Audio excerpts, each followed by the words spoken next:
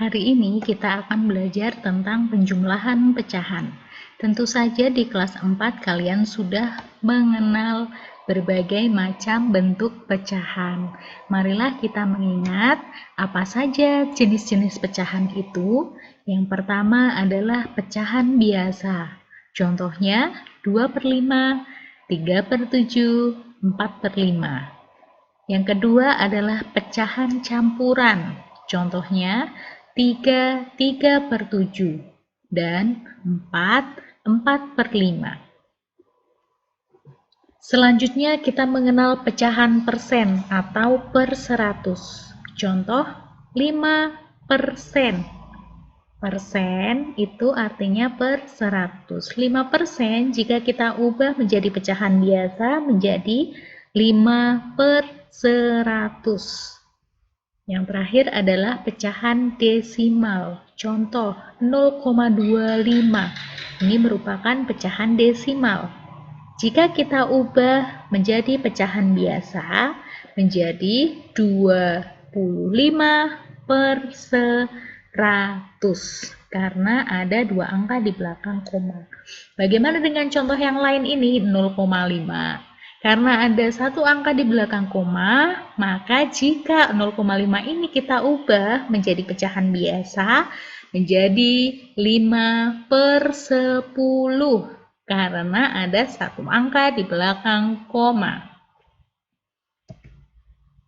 Next, lanjut kita menuju ke materi inti penjumlahan pecahan. Yang pertama adalah penjumlahan dengan berpenyebut sama.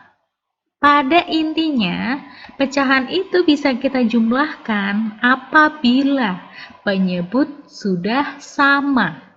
Nah, kalian tentu ingat, di sini ada contoh soal, contoh 1, 2/5 ditambah 1/5 sama dengan 2 merupakan pembilang, 5 merupakan penyebut, 1 adalah pembilang, 5 dinamakan penyebut.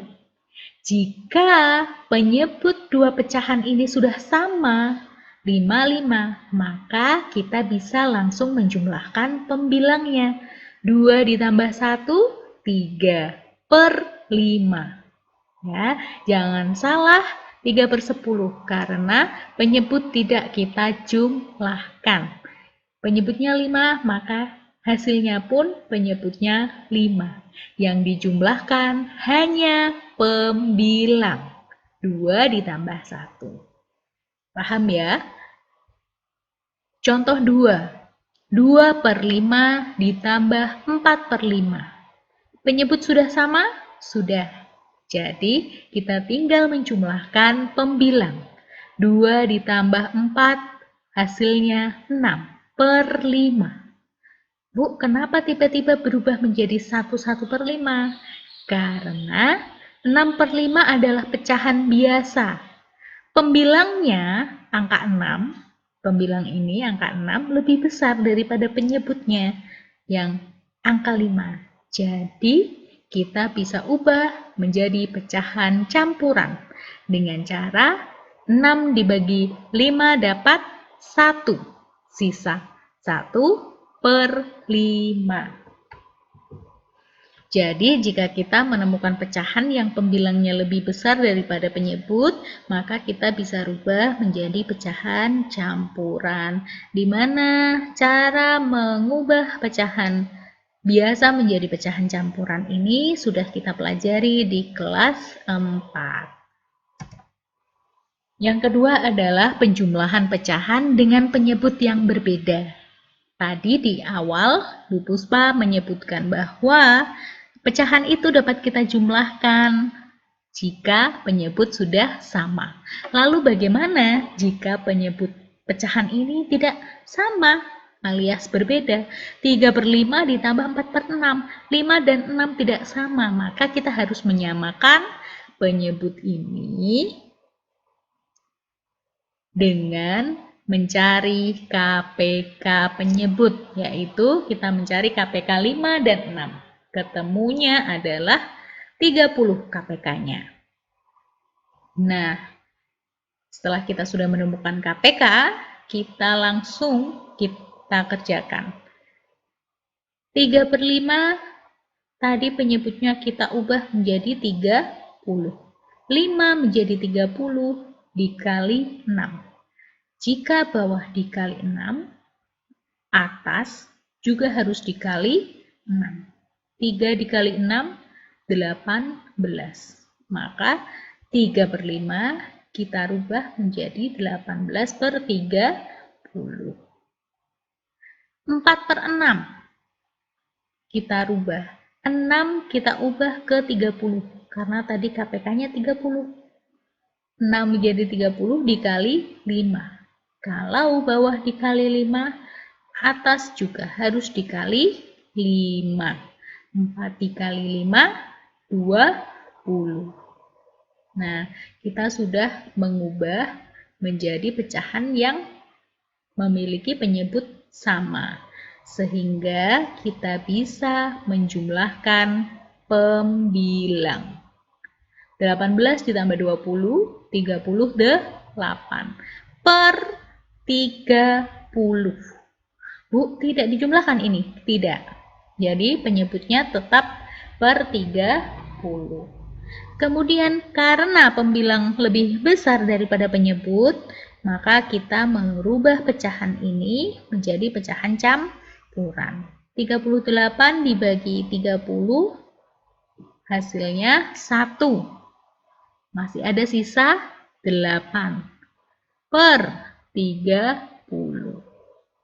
Nah, 8/30 ini bisa kita sederhanakan lagi dengan cara dibagi dengan 2. 8 bagi 2, 4. 30 dibagi 2, 15. Jadi hasilnya 1, 4/15. Kemudian yang terakhir adalah penjumlahan pecahan biasa dengan pecahan campuran. 2/3 merupakan pecahan biasa ditambah 1/2. Ini adalah pecahan campuran. Sama dengan kita merubah pecahan campuran menjadi pecahan biasa. 2/3 tetap ditulis 2/3. 1/2 kita rubah menjadi pecahan campuran. Caranya 1 dikali 2, 2 ditambah 1, 3 per 2. Karena penyebutnya tadi 2.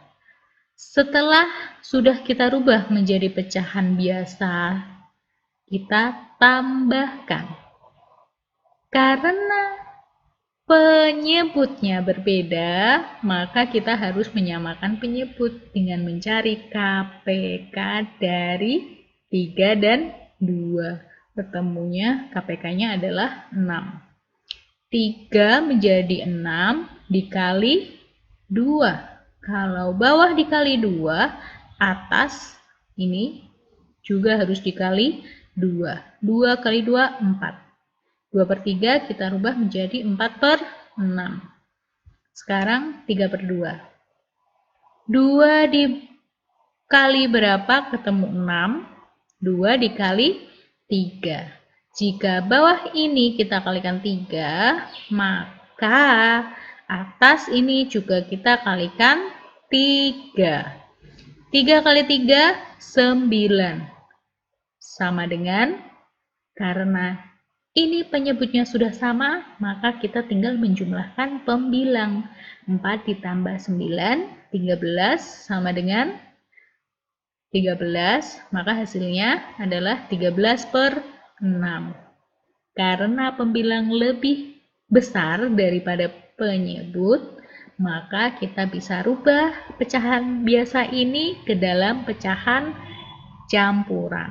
13 dibagi 6, kita dapat 2, sisa 1/6. Karena penyebutnya 6. Nah, pada prinsipnya adalah dalam penjumlahan pecahan, kita harus menyamakan penyebut terlebih dahulu. Jika sudah sama, baru kita bisa menjumlahkan pembilangnya atau bagian yang atas. Demikian tadi penjelasan tentang penjumlahan pecahan. Terima kasih dan sampai jumpa.